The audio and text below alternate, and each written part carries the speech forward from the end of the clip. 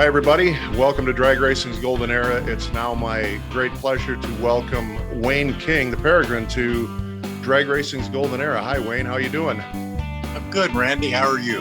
I'm doing great. We're glad that you're with us. We've been kind of working on getting you on here for a year now, and finally glad to have you on here. Well, my pleasure, believe me.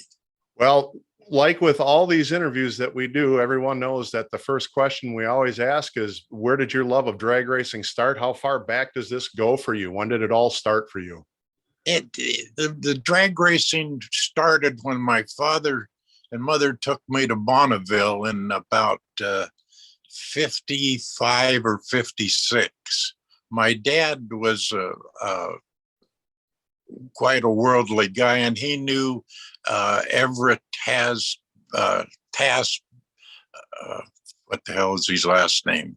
Anyhow, he was a Secretary of Agriculture under, I think, under Eisenhower, and my dad and him were friends. In the meantime, we went through the foyer of the state capitol, and God, here's the Mormon meteor sitting in the hallway, and here I'm a young kid, and I wanted to sit in it, and they wouldn't let me. The guy told me about the Bonneville. So we went to Bonneville, and my dad took me out there, and the first car I saw and heard running was Art Christman's coupe, which is kind of, what do you want to call it?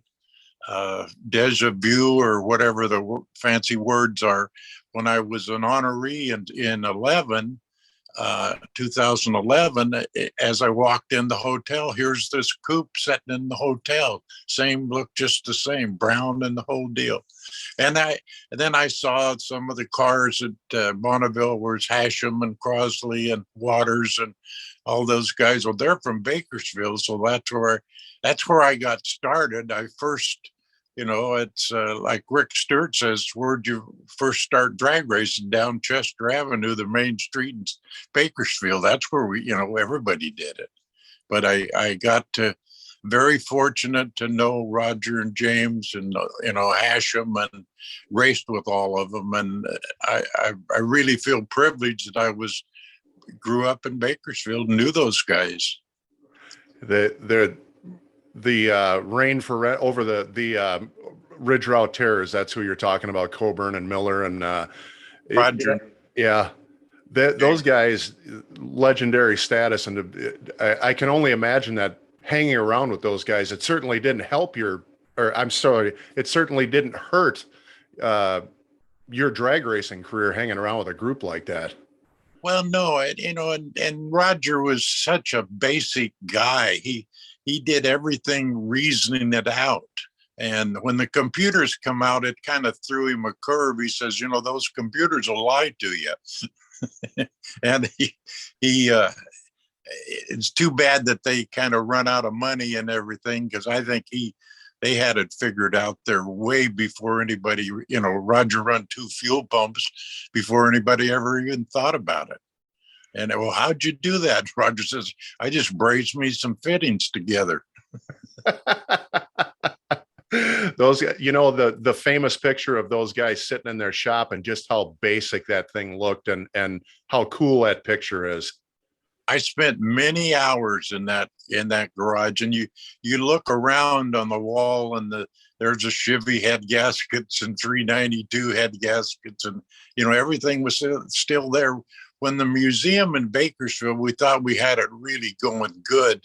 We had a guy who was going to recreate that museum or that shop in the museum, and then the museum deal fell through, so that was the end. That would have been really cool to have a room like that. It would have been fun just trying to put all the pieces of that together. That would have been awesome. At the time, most of that stuff was still there. I mean, when Roger passed away, they got rid of all the junk, they called it, and even Roger's chair was still there. Well, in your racing career, is the Clayton King car the first fuel dragster that you got in, or was there something before that? No, I first crewed on Roger Coburn when he was a driver. He drove a Fiat Topolino in Bakersfield with a carbureted Chrysler in it, and I helped push that around by hand. And then I started helping Chester Martin of Martin's Market, and we ended up with a modified Roadster, and then we built a Chevrolet that was really badass Chevrolet. We won a lot of races with that thing too. And then I went from there to Hashem. Ernie Hashem and I built a Rod Stuckey car with the Bob Sorrell body that was a beautiful car. And last I heard, it's still in Texas. A guy named Jim Seaton has it. And, oh, really? That would be an outstanding car to restore. It's supposed to be just ready to run. Nobody's been able to find it, but that's, the rumor mill goes. But I drove that car for Hashem, and then I went from Hashem to Doss, Clayton, and King, and in between there, I drove Roger and James a couple of times and did tire tests and that kind of stuff. And then Tony Waters and Bill Crosley and Dan Lee, and we can go on a long time. Oh, wow. You have just named off some of the legendary kings of drag racing. Wow. That's a hell of a crowd to be hanging out with. And at the time we had no idea, where drag racing was going. I always figured if it got really on the TV, it'd be big time, but I kind of don't go along with it. The 4-wide show today, I can't watch 2 cars, let alone 4. Well, there's a lot of people that feel that way right now. And, it's been one of the reasons why what we're doing here has gained so much traction so fast. So many people want to hear and see about the old days. It's been amazing how fast this has happened for us. We do quite a few car shows. Well, I'd say half a dozen, but it's amazing how many people come out of the woodwork. I remember when I was a kid and this and that. And on the tail of my car, I've got a list of the people that have passed on that were really impressive in my life on racing. And people read those names and boy, you knew these guys. I said, every one of them. And you're right. I've heard this from many guys like you that you didn't realize what was really going on back then. You were just a bunch of gearheads that were trying to get out on the track and race your cars on a weekend. Well, I remember, when 2 or 3 guys could be having a beer, on Thursday night, and hey, why don't you get that old motor and I'll get my frame and I got a trailer. Let's go to Lions Saturday night. And that's how it happened. Yeah. And you're competitive, but in those days there was a lot of cars. Well, I never had the opportunity to see a field like that, but I've heard about the, 64 car top fuel fields that showed up at Lions or at OCIR, and there'd be 80 cars in the lot trying to qualify for that event. The 65 UDRA race at Lions, I don't know if there's very little print about it because it was a 3-day race. I was driving for Donovan and we won that thing. It was 130 top fuel cars only there. Everybody, anybody was there. And it just, to look back in the staging and all you saw was top fuel, no door cars and no junior fuelers, just top fuel. And they had a crowd that's unbelievable. Well, our demographics here, we look at it pretty closely, and our age group is 40 to 80, let's say. And there's a lot of us that never had the opportunity to see that. So all we get to do is look at the pictures and hear the stories from you guys. It had to be incredible. Oh, it was really a fun deal to race at, plus to just watch, stand back and watch. If you got beat the first round, you still got your money's worth. So you guys, the Doss, Clayton, and King car, that was actually what, a Tommy Ivo car? Is that my understanding about that? Well, that's the first car he built to sell. Okay. It was a guy named Ed Schutz from Lompoc, owns Ed's Muffler. He bought it. He had Ivo build it first for him, and then we bought it from Ed. And and I got to spend some time with Ed before he passed away here 4 or 5 years ago. And his grandson was over, and we put him in the car, and that was a lot of tears and fun times. But that that car, when we got it, it had just won the #2 spot on that 1320 list. I'm sure you remember that. Yeah. And anyhow, we got it with the spot, and we made money off of the spot. That's how you would do it. You'd get a track to book you in, and you for whoever you're going to race to challenge you. But that's something that could be done today, I think, with a little bit of organization. I see the Reading track is really going this weekend. I've been following that up there. Yeah. I got an email from Adam Sorokin, and he said, boy, the track was just supreme. Was he up there racing? Yeah, they got quite a big show, funny car and top fuel. And I guess it's 1,000-foot track, but they've repaved it and new pits, and somebody spent a lot of money. Well, I will say this, Wayne, that even though I'm not going to put any commentary here on what I think of the big show in the NHRA right now, but I will say this about the small time show. You know, the tracks, my hometown track here at Great Lakes Dragway in Union Grove, Wisconsin, they just resurfaced that track, and they're doing extremely well financially, and they're having more and more big events. So it's a good thing to see these tracks coming back to life with some local drag racing. I couldn't be more thrilled about that. Well, Spokane, they were just about the county wanted to sell the property for industrial, and the tribe there, they ended up buying it, and they're going to refurbish the NASCAR track. And I guess this is the first weekend they've had a drag race going on over there. That place will do good. When Orville Moe ran it, man, he'd pack that place. But he didn't charge $100 to get in. He was the old guy. He says, let's get the customers in here. They all want a hot dog and a Pepsi and a beer, and that's where they made their money. But I'm pleased to see it. I'm nervous about the Houston track going away, and then the Arizona track going away. How many of these can we lose and still have drag racing? I was at the Arizona Nationals. It was the year that COVID hit. It was actually the last race before they shut everything down. My wife and I and my family went out to the Arizona Nationals, and I mean, that's a historic track. It's such a shame that thing's going. Same with nice facility too. Yeah. I mean, it's like Houston. My God, somebody said, well, they're going to build another one. I doubt if they'll build one that fancy. No. So your racing career, I'm looking right now at a picture of a wheel stand at Lions. It's a pretty cool picture of you putting a car up on two wheels. Can you tell me about that day at Lions? Do you remember that? That car, believe it or not, we built it the way we set the engine up and the clutch and the rear end.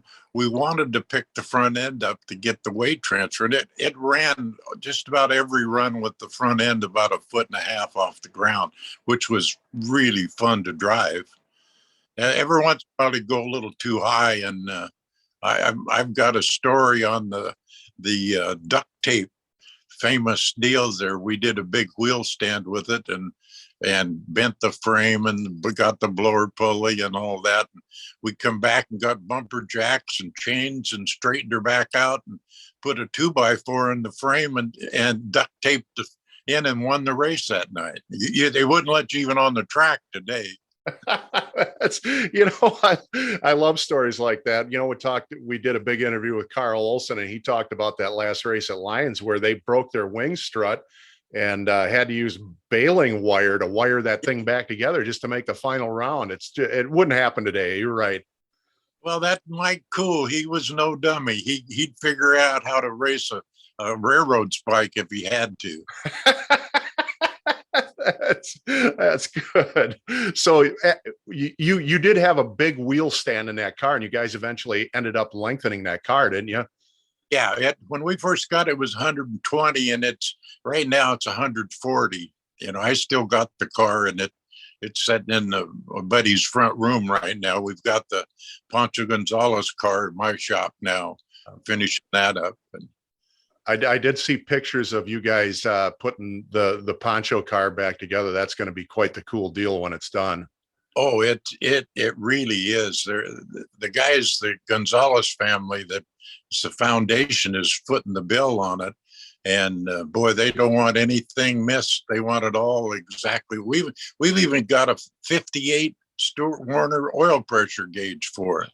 Wow. So that's how it shows you how accurate it is. And it won't be a runner. The engine will run, but we won't drag race it. We'll just cackle it and push start it. I did the pictures I saw that if I remember the picture right that I saw, didn't it have a yellow block in it? What is it? What engine is in that thing? It's a 59 Cadillac 390. Wow.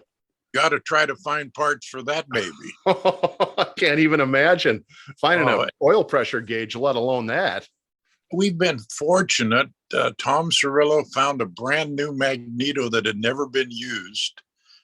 We got that for it, and we found Hugh Reynolds found a 471 Krager blower manifold in Australia that was brand new. That cost a few bucks, but it's a 471, and we're planning on bringing it to the reunion this year. That's what they want. The Gonzalez family. That's what their plan is, and a lot of depends on my health, how I'm doing, and you know, I get charged all up and the adrenaline going, and then I go to a treatment and then I slow back down. But that's the plan anyhow. Well, let's just, I didn't know whether you wanted to discuss that or not, but how are you doing health wise right now? Good. It's the cancer is a tough deal, but I'll beat it. It's I'm going through the immune therapy right now that seems to be working. I go once a month for an infusion, and takes about an hour and a half to put the stuff in you, and then you don't feel good for a couple of days, and it has some side effects that are kind of uncomfortable. But hey, I've been through it. I can beat it. Yeah. My wife supports me on it, and it's friends support me, and it's like Gonzalez family on this deal. I was worried about not being able to work on it. We should have it up and running, the car, but it's hard to get motivated when you got a tough time. The energy gets sucked out of you. That's amazing how it your fatigue level is so high, and you're so tired, and you want to rest, but you got to keep going. Well, I'll say this about you drag racers. There's one thing I've noticed: you all have a common streak in you, and that's your ability to kick ass when it comes to stuff like this. And I mean, you got guys like Iski who are 100 years old still going at it every day. So I have faith that you'll beat this.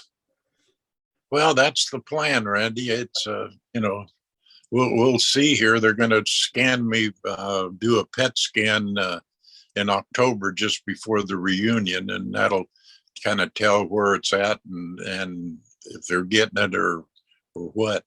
But I feel good about it. I'm doing what they tell me. I have good days and bad days. Like yesterday, I weed eated my around my house yesterday, and around the flower beds, and run my weed eater for an hour and a half. I had to rest every now and then, but I keep going. That's good. I'm glad things are working here, and I hope they keep going good for you. So you raced the Doss Clayton King car for when did you guys retire that car? 65, 66, 64? I moved on. I was the hot shoe there for a few years, and Donovan stole me from him. And who would think you'd get guaranteed money just to be alive, plus 25% of what you won? And I won a lot of money with that car. Yeah. And it kept going. We quit running the car in the end of 64, and Charlie Doss tried to drive it, and he couldn't drive it, or his wife didn't want him to drive it was the main thing. But they just kind of parked it, and I ended up buying it from them, and bought it just to have it. And then they started. I was at the first reunion with it. It didn't run, but I drug it down there in the back of my 1-ton shop truck. We built a rack, and I got some cool pictures of that with the front wheels over the cab, and just like the old days.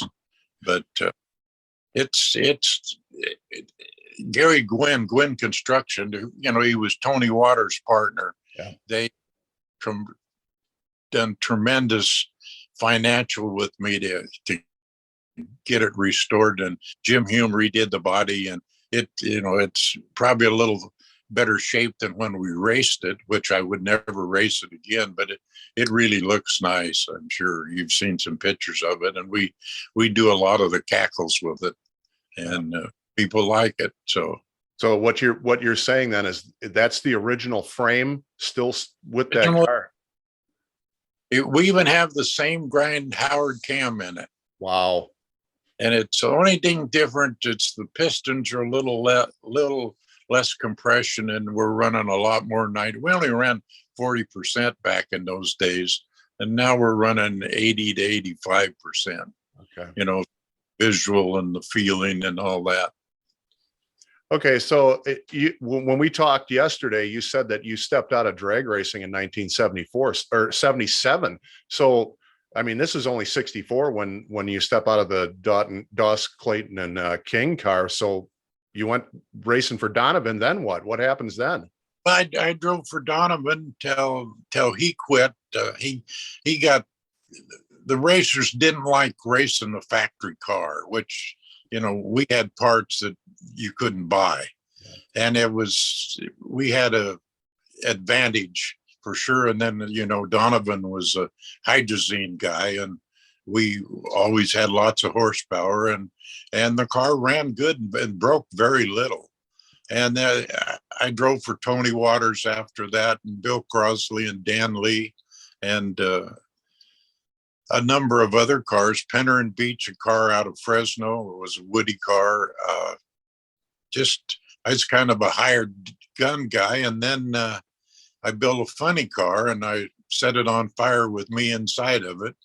And then decided I didn't want to do the funny car anymore. So Frank Huzar built me a rear engine top fuel car, and I raced it for a couple of years. And then we switched to Pro Comp and run really good, won the championship in Pro Comp in 77. And that was fun. That was a good class, and it's a shame NHRA did away with it. Wow. They were trying to force all the Pro Comp guys to go to, you know, the big show funny cars and top fuel, but you know, it costs a lot to run a Pro Comp, but not when you start pouring the nitro in. It's like today, and like Rick Sturt told me, you know, we grew up together from the 7th grade on, and like he said, Wayne, there's no drag racers at NHRA, and I firmly believe it. You talk to them, and the reason, and you know, there's some good ones that you can get along with, but I worry about the future of the sport. I think the nostalgia, and just like your deal here, that's where it's at. I mean, you go to one of these car shows, and you got 100 people standing around wanting to know when you're going to start the car up. You know, that's pretty impressive when just people out of the stands come down or walking down the street and want to hear car and nitro. And we're doing it. Well, I'm looking at a picture right now of you in 73 at the March meet with a shorty body rear engine dragster. Was that the one that you built for yourself? Yeah, that was yeah. Then it was the same car. We ended up putting a precision engineering, a machine shop, hydraulic shop in Seattle, as I ended up being customer service and purchasing agent for. They sponsored me, to really, really good sponsor. And, you know, we had a Chaparral trailer and a couple Donovans, and, you know, lots of parts. Yeah. And the company credit cards of American Express, that really helped. You can do a lot of winning when you got a credit card, right? Really can. And, you're staying in them good hotels and we had a great time. I still see the owner's kids. The owner's gone now, but the kids come by and see me every now and then. And but if I go out tomorrow, I'm happy. I did more and had more fun than most people ever dream of. Well, you were part of, in my mind and so many other people's minds, you were part of that hub of drag racing in Southern California there, racing at some of the most iconic tracks that ever existed in this country. What was it like being part of that scene in the 60s? Lions, OCIR, and Irwindale, and, San Gabriel, all those tracks, Bakersfield. It was really, you had a calendar, and you mark it up. This week's Irwindale, next week's Fontana, Bakersfield, Fremont. And what we would do, and I can tell you, we did it more than once. We blew it up, and well, we need to overhaul a car, get somebody needs ring and valve job, and that's what we'd do. We'd rebuild an engine on a streetcar and make enough money to get a set of pistons and rods or whatever you need. Them you could buy a set of pistons for $100. Now they're $100 each. Well, you want rings and pins too. Yeah. Well, my first drag race that I went to, I was 8 years old. My uncle took me, and that was 1970, I don't know, 73, something like that. And just the whole atmosphere of drag racing back then, I fell in love with it immediately. That, the night air, the night racing, the smell, all of it. And I can only imagine, since I wasn't able to be there, what it was like at those Southern California tracks. It was really, we took it for granted. That's something I still kick myself about it. We thought it was going to last forever, but today you go to the reunion, you walk through the pits and all you see is old duffers with white hair. You don't see the high school kids, but the high school kids got their rice rockets that do 120 off the showroom floor, but they, it's like talking with Nick Arias, Senior. He said these kids are sharp, Wayne. He said sometimes I got to go to the book to answer their questions, but he said they have no desire to have a 354 Chrysler or a big blower on it. They'd rather have a crate motor that makes 900 horsepower, and it's really cheaper than trying to build one. But the fun of building them, it's just I've got a couple out there in the shop I want to put together. One I want to build just to have it. God, I don't think I'll need a spare. My plan on my car is to loan it to the museum at Lyons. That's the first thing, and then with the stipulation that it goes to Bakersfield. They've got just an outstanding museum in Bakersfield, Kern County Museum. I don't know if you've been there. It's 75 acres, and it's where Barney Oldfield set the land speed record on a dirt track. Can you believe that? They got pictures of the stands. They must hold 4,000 or 5,000 people, wood stands. I mean, but Bakersfield, they got Roaring and Coburn's rear motor car there, and their management is kind of not much right now on automobile. They got Buck Owens and Merle Haggard and the Bakersfield Sound. That's big deal right now, but hopefully they'll make a motorsports part. It's like Garlett's talked to him, and he said, "You guys have the best possible clientele availability in Bakersfield for anything with a piston." I mean, they can sell out the reunion.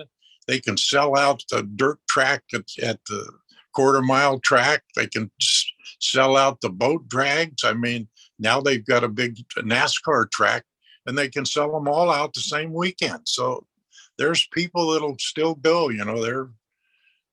Racing is still, if you got two things there, you're going to find somebody who wants to race each other. Well, the part of I've talked to several people about this, and one of the things that I think has happened with the young kids is when I was a kid, my dad used to drag me out in the garage with the 67, Ford station wagon and have me help him change the brakes and adjust the valves and, do Yeah, all the stuff on the car. And the cars these days, I don't even think kids could work on them. Could they? I don't think it's even possible. I've got a couple of Dodge Ram pickups, and about all I can do on them is change the spark plugs. There's nothing else you can do. I've my 3/4 ton, the one I tow with. We went through the motor and hopped it up and balanced it and changed the cam and get a little more snooze. But as far as a kid working on it, they couldn't do it. You got to have all kinds of special tools. You got to have a computer to log in to do anything. Yeah. I don't even, I'm still old school. I still change my own oil and change the brakes on my vehicles, but that's about all I can do on any of my new stuff. I got a set of ramps and I wiggle underneath of them and drain oil. I still get to do that, but that's I can brakes, but my whole body, I'm pushing 82 here, so the body doesn't work as well. Sometimes I get down on the ground there and how the hell am I going to get back up? I want to be sure and have a toolbox close by so you can use the handle as a ladder to crawl. And that's the truth. But what are you going to do? I mean, well, so I have to ask you, the Peregrine, it's a bird, it's a falcon, right? How did you end up with that? it's the fastest bird in the world. Oh, now I understand. It does 150 in a dive. Ralph Goodall, you remember Ralph Goodall, the old drag racing photographer from Lions and the reporter, probably the best writer of back in the day, and I don't remember the name. He named me. He gave me the nickname. That's when all the mongoose and the snake and all that stuff, and he said, "What about a peregrine?" And I knew what a peregrine was because where I was raised up here, and I live in the place my family had back in the 1900s is where I live, and I'm familiar with peregrines and eagles and ospreys and lots of wildlife here. So you ended up being part of the zoo, right? The whole Yeah, that was a gimmick. Everybody had to have a gimmick. well, the nicknames. And I'm looking through some pictures over here of okay, so you did a lot of racing at Lions, and there's a picture here of you at Lions in '64 with, I see CJ Hart in the background. Does it, and I ask this question quite a bit, so this won't be a surprise to all of our viewers, but does that track stand the test of time? Does that track live up to its legendary status that it's gained over the years? Oh yeah. That the drawback of Lions was we outran it.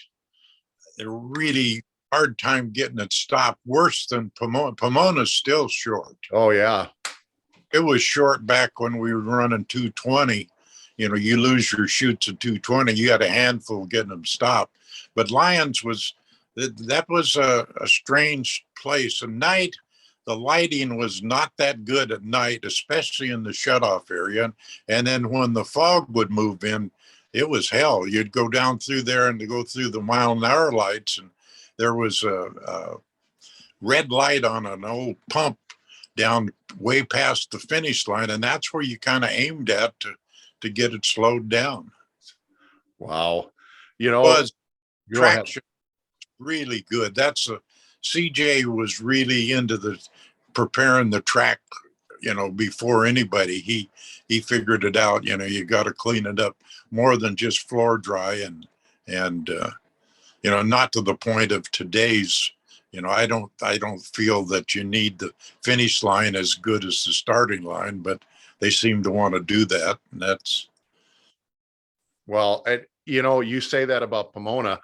I've been to the track before, but I never really paid attention. This last year, when I was out there in November, Mike Couch was with me, and we both went out and stood right at the starting line and looked down that track. And I was actually shocked at how short that track is. Yeah, you ought to go flying through there and your parachute's in a wad. You really find out how short it is. Oh man, I'm really surprised by that. And on this interview, I'm going to actually put up a picture that I shot from the starting line to show that to everybody. It really did floor me how short that was. And Lions, I'm assuming, was probably the same length. You guys just simply went too fast for that track eventually, right? That's right.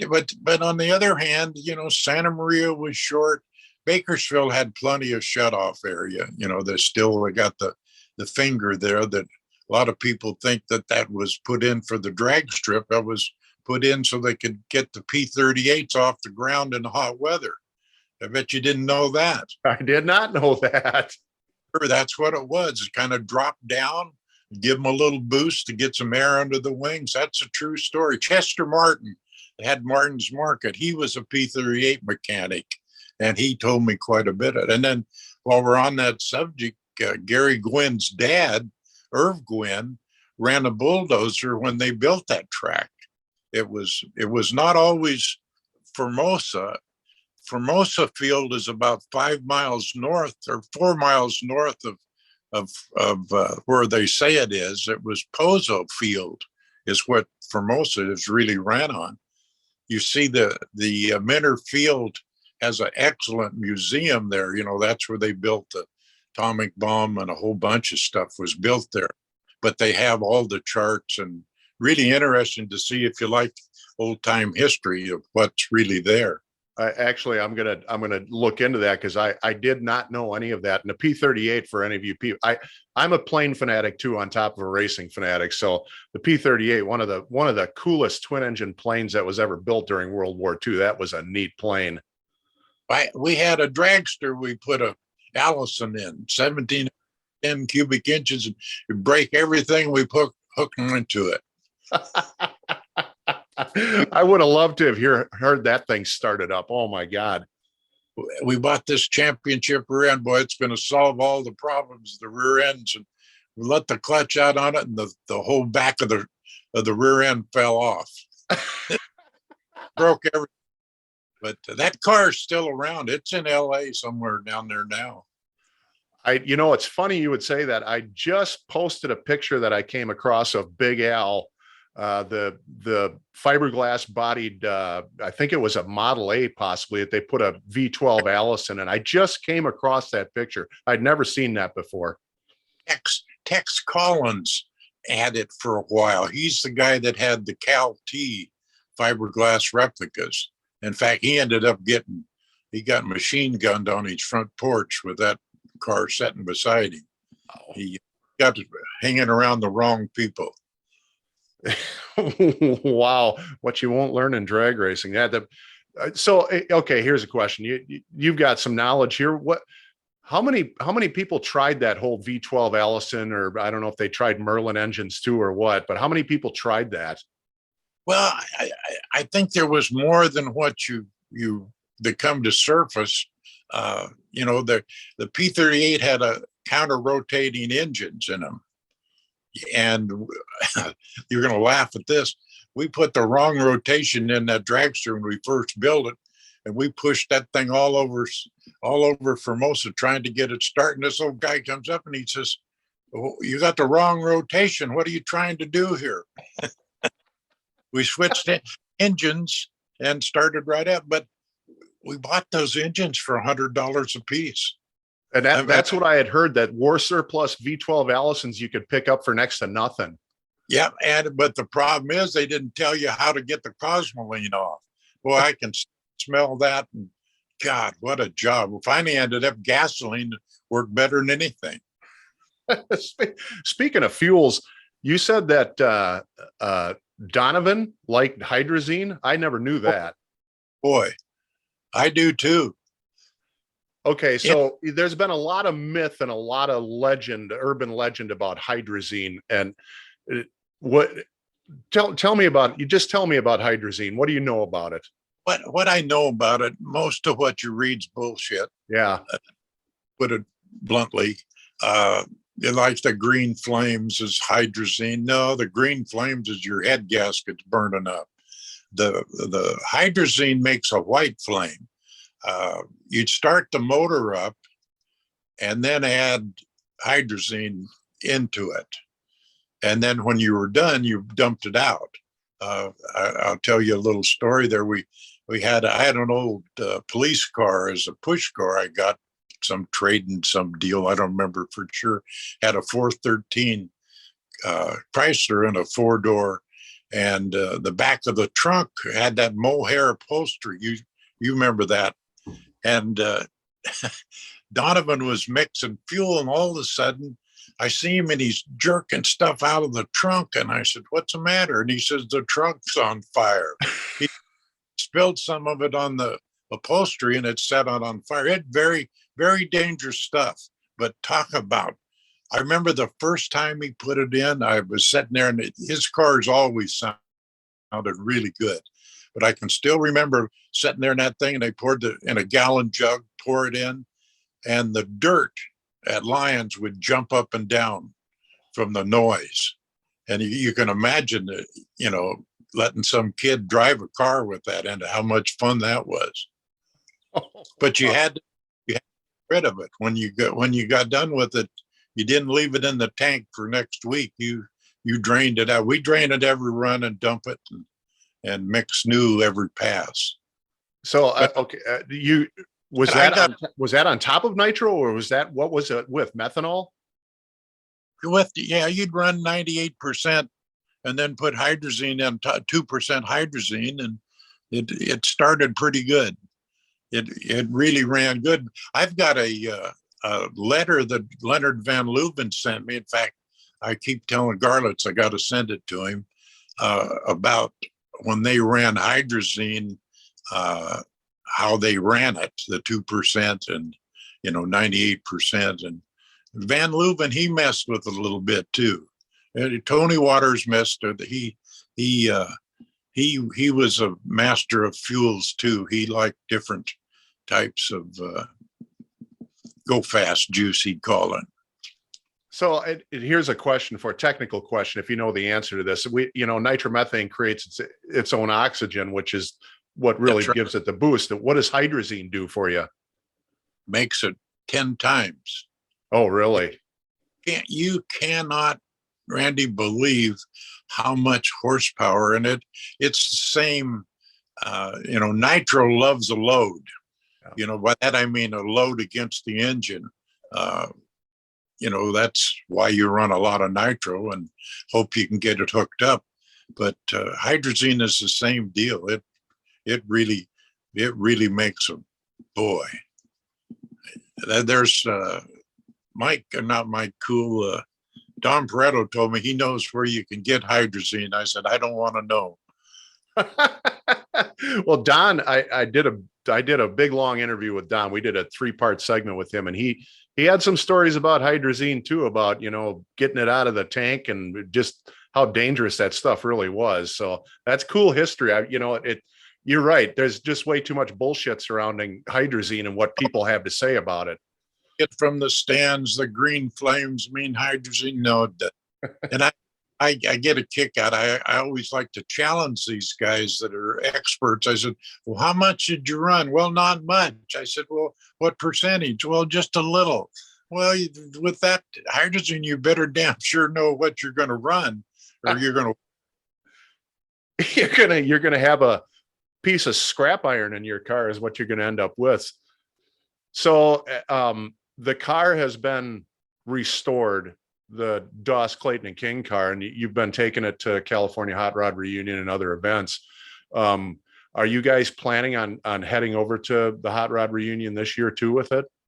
Oh yeah, we're planning on taking 2 cars, the Doss Clayton car and then the Gonzalez car. And the Gonzalez car, is that going to be ready to be fired by the time you get to the reunion? All depends on, again, my health deal here. If we, I've still got to get the injector straightened out, and I've got a blower drive, and everything on this is a one-off. Nobody's done it. If they have, they're dead. They're, again, like I said, try finding parts for a '59 Cadillac. They're just what's really funny where we got the engine. You remember Bernie Mather, the announcer from Bakersfield? Yeah. His grandson had a 59 Cadillac, and he was putting a crate motor in it and was going to throw away this engine. And we says, well, we'll take it. So we ended up giving him a couple $100, but that's the engine out of Bernie Mather's grandson's car. So that's some more history there.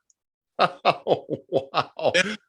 It's Hugh Reynolds in Bakersfield there. He's did all the machine work and built, there's nobody makes 4-bolt mains. He made them, and beautiful job. And he did the heads, and it's got all stainless valves and really, really good parts in it, probably better parts than it really needs. But, I wanted to do this thing where they don't have to mess with it. It's just, it'll be a 40% nitro is what we're planning on it.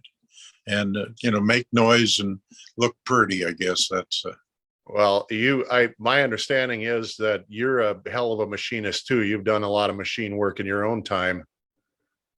well, I learned at Donovan's. That helped a little bit. I was a decent machinist, but he made me a really good machinist. Shot me so many tricks and how to do a good job. And that's the problem. I have a hydraulic shop, and I have a hard time not making artwork and not making money, if you know what I mean. I'm making these fancy pistons, that nobody will ever see, and I've got 2 hours extra, deburring and polishing and all. I'm thinking, what are you doing here? This excavator operator could give a shit how fancy the pistons are. But I learned that, and I still try to do stuff that way. Well, this is for our younger viewers out there. Something that many of you may not realize is back then, you couldn't just go someplace and buy parts for a lot of like Donovan's engines were completely custom jobs. I mean, that stuff was all machined in shops. And if you needed parts, sometimes the only way to get them was to machine them yourself. Well, I have a pretty decent machine shop, welders and Bridgeport and lathes and all. And I've got to do something with it here because I'm getting a little long in the tooth. And, well, I'll buy your Bridgeport. And I said, no. I said, it's all going to go to one guy. I said, I want to quit. I don't want to cherry pick and sell all the stuff that, I've got tapping heads and, all kinds of fancy stuff for the milling machine. And, once you sell that, well, what do you got to sell? Yeah. Well, one of the coolest things about the era of drag racing that we deal with, mainly during the 60s and the 70s, things changed after, I've always said that after Lions closed in 72, the sport really began to change. But before that, you didn't just show up and drive a car. You had to know how to build a car, how to tune an engine, how to build an engine. You had to know how to do all of it. Well, they're in Bakersfield. All of us used Ernie Hasham's machine shop. After hours, you go in there and he'd loan you the milling machine and the welders. And, there's a lot of trick parts were made there after work. And which a lot of guys could have never raced. Roger Coburn, he was self-taught everything. And, he ended up being a really good welder. In fact, that's what he did at Rain for Rent. He was in charge of welding at Rain for Rent. There's stories and pictures of people that used to hang out at Donovan when they were in Southern California, or hang out with Keith Black and in the machine shops and doing all kinds of stuff, putting parts together for their cars. Those days are kind of over with, I think. Yeah, it's, you look at the big show and, they got their big motor homes and their hospitality lounges. And, our hospitality was after the race, you got a beer. Hey, I'll take that hospitality any day over what goes on now. I'd like to ask you, since we were talking about the Southern California tracks, actually just all the tracks in general, did you, let's ask this. Did you race out of the Southern California West Coast area? Did you get out of there? Yeah, I raced up and down the West Coast, up into Canada, Edmonton, Calgary, Puyallup, Arlington, Seattle, Woodburn, Eugene, when Eugene had a track. There was a lot of tracks, Boise back in the day. And today, they're really hurting for track. I don't know. I'm pleased to see Reading doing good, and I'm really happy that Spokane is good. Seattle is kind of on a little iffy. They got to change a use permit. So they usually do something big when you go through that. But the Seattle kind of self-destructed there. When they built that track back in the 60s, there was nobody there but a gravel pit. Yeah. And of course, then they built a drag strip, and then they started selling the cheap houses around it. Now I don't know if you've been there lately, that some guys' backyards are the staging lanes, the fence between the staging and the guy's yard. But and then they started running 4 or 5 nights a week. They kind of beat the neighbors up. Yeah. Well, Boise's doing pretty good out there. My understanding is that they've got Nostalgia running out there. Yeah, the new family, they've kept after it, and they figured it out a long time ago what it took to be successful. And they keep that race they have there, boy, they pack them in. Yeah. Well, and the Midwest, I know a lot of the old tracks went away out here, but we've still got some really good tracks that on Beach Bend, I have the feeling, Bowling Green's going to be around forever. My track at Great Lakes Dragway is the oldest continuously operating drag strip in America right now. And there seems to be no end to what they're able to do down there. So I think the future for Nostalgia anyway is good. I hope so. I still love to go to the race and smell the burnt aluminum and the burnt oil. And, I'll hang out with Adam Sorokin or Jason Rupert and, get to touch it and smell it. And I still enjoy that part of it. I think the reunion, that's why I like it. I mean, it's 4 or 5 days of really good barbecue and good friendship, and there's a drag race and the cackle deal and the push down at the Cacklefest there at Bakersfield. That's why I restored my car to do that. And I just not much on the fact of Seattle. I guess they're going to do a cackle deal in Seattle, but they're big on just pulling them up beside the track and starting them up all at once. Well, I can do that at home. Yeah. Well, and it's one of those things that I've seen it now at nostalgia events, the push starts, and I got to tell you, it's just cool. I mean, it's just cool watching a car getting push start and get them turned around at the starting line. It's something I wish I would have seen when I was younger, but I never did. We do wherever we can get a track, and we've got 4 or 5 cars where we can push down. We do two at a time, side by side, like we used to, and then make the turn and pretend like we're going to race, but don't. But it's I tell you, Randy, the first time I took my car running after restored it, boy, it all come back in waves. I still remember looking at the spokes, the lights on the spokes, and you bleed the throttle and you can hear the blower turning over, and boy, you got a few tears in your eyes. This is a real deal that we did and never thought about it. I mean, how many 100 times did us old duffers do that? Okay, so tell me the technical part of a push start. How do you actually get that thing fired? How does it work? Get it going. You don't need to go. Some of these guys think you need to go 60, 70. If you can't get that thing started at 25, it ain't going to start at 70. But you push it and you let the clutch out, and you get oil pressure. That's your first deal. And then you bleed the injector. You open the throttle wide open and let it come back to idle to take the air out of it. And then you reach down, turn the mag on, and don't give it any throttle, and it boom, it's running. Wow. Beckman, I had to show him how to start a car. He didn't understand it. I said, no, you don't give it any throttle.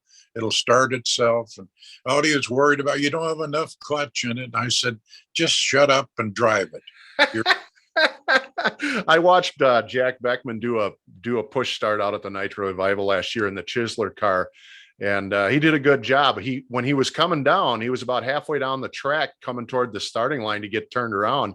He ended up with a bizarre wheel shake. The wheels were just back and forth, back and forth. He had to get on the brakes and slow her down. But yeah, it was pretty cool watching him and who was it, Cole Johnson, I think, in Tommy Ivo's car did push starts. He put when they built that car, they set the kingpins up too straight. And the car will do that. You remember, we used to lean them way back. In fact, my car, I've set them up, and you have to be careful. It'll do the whipping job.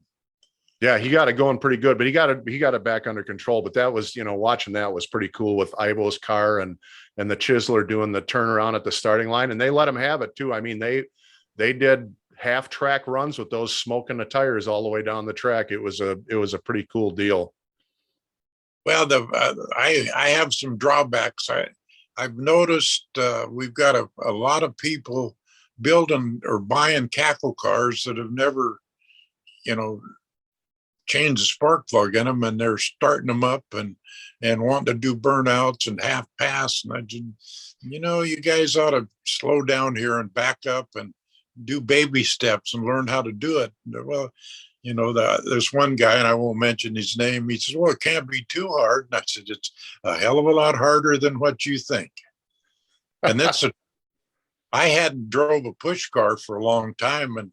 And Beckman, when he's around, I like to put him in my car. And driving the push car is, you got to keep it in the center, and you got to forget where the car's going. You just follow it. And it's hard to do it. And then I see how to build a push bar. Well, most of these guys are building suicide wooden push bars. They look really nice, but they're deadly. I mean, they'll turn. I saw Weekly Rivero the first year they pushed at Bakersfield. They had that car up on one wheel. It was, and they backed off and it bounced back down. Because I was right behind him, and I thought, oh shit, this is bad. And then Jim Fox was driving, and he backed off. He said he forgot about that. Well, it's a good point. I mean, there's a lot of guys that are buying and restoring these cars that never drove them. On the other side of that, I will say what I don't want to see happen is these cars all end up in museums someplace where, or somebody's private collection where nobody can see them anymore. I know the Johnson collection went on Meekum and, got sold. My hope is that those cars still remain around so we can all see them, go to the Hot Rod reunion or whatever. Well, it's like this Museum of Speed in Oregon. That you talk about a first class deal and deep pockets. But they put a board of directors in there, and the state of Oregon says no museums will be open for a year. They closed the doors. What would it cost to keep? That was a first class museum. I don't know if you went to it or not. I haven't. They had really the real deal there. And the guy that owned it, the guy and his wife owned that Columbia Sportswear. So they big bucks. But it's all gone now. Empty building. Do you have any idea where all the stuff in the museum disappeared to? So yeah, some of it they donated it to other museums. But you hit on a good point.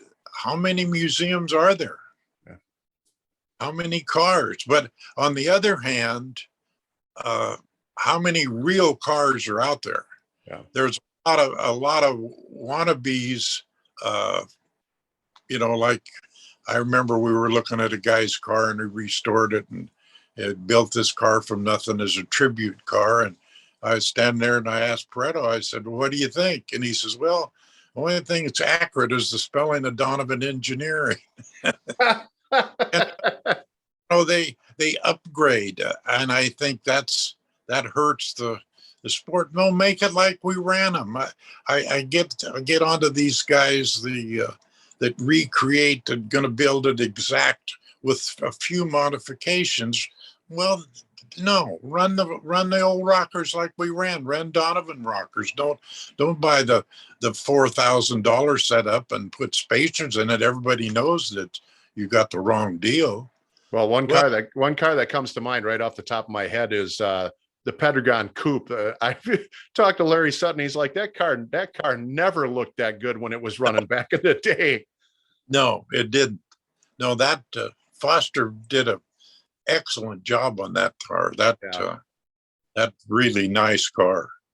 I think that car really is a tribute to Pat Foster's legacy. It really is. It's a beautiful work of art, but it never looked like that when it was actually running.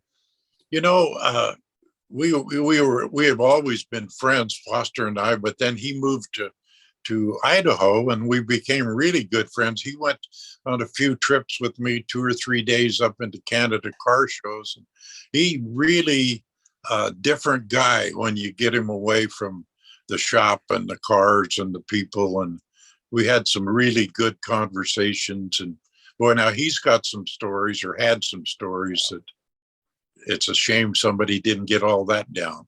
Well, and you know, Wayne, it's one of the reasons why we've been it.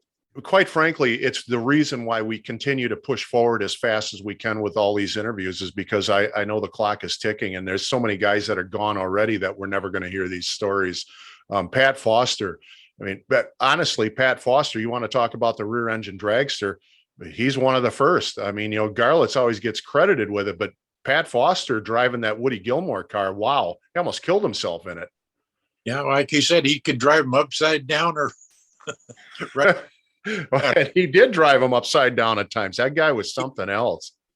And a craftsman, my God. Yeah. You know, be around him, or, you know, tinkering. And then Jim Hume, the guy that did the work on the Gonzalez car, he's another one that's just amazing what that guy can do with a piece of metal. And you know, he's 82 too. So, you know, we're all getting to that golden age. One last thing I want to ask you about is, you know, Jack Beckman. I've seen quite a few pictures with you and Jack, and I know Jack is, you talk about a great ambassador for the sport. And I really wish the NHRA would figure out how to use him to his full capacity on TV. What's your relationship with Jack? Really good. Yeah. I've got his personal cell phone, and this goes back, you know, when he first started racing. I've known him for 7, 8 years, but every time he's at the race, he comes by and we have a good time. But I think what you're saying, it's in the hopper. Yeah. I hope the NHRA does something different for their announcing at the reunion. They're, you know, Bob Fry's pretty good, but he doesn't know. He knows Perdone and McEwen and the big names. He doesn't know the little guys. Yeah. Jack knows the little guys, and he knows something about all of them. And he's such a pleasure to do these warm-ups with and to push down. And I think he's such a good spokesman. If they don't use him for something, they're missing the boat. I think he's done racing. He told me there's nothing on the horizon. It doesn't look like that's going to happen. He's got a very good job fixing elevators, which is very high paying deal. It's a license deal, big deal to get licensed for it. But I would love to see him doing something. He's got that, what's that thing he calls it, where he's done some short stuff, him and Greg Sharp, which I'm having a hard time finding Greg Sharp. I want to talk to him about the reunion, what we're doing. We want to do the hotel with the Gonzalez car, and that's going to be, you'll like that deal. That's going to be a neat deal. I still like it. I enjoy the nostalgia deal more than anything. I you know, because I can relate to it. I understand the motors and what they're doing. I doubt if I could start one of these big shows.